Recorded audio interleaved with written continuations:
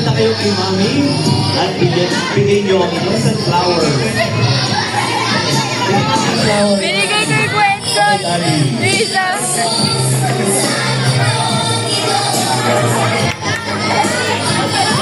At pagkatapos po ay ayain niyo sa stage ang inyong pong mga nomination. Dito po sa stage. Dito po, ayain niyo po sila sa stage. This is your moment. Cherish niyo po every moment with God. Amen.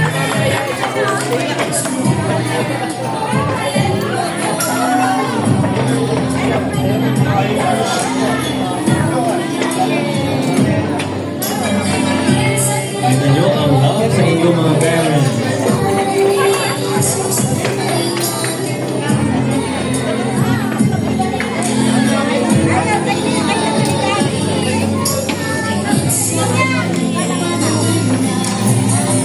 Ngayon po ang stage mga parents and students. Ito po kayo sa harap.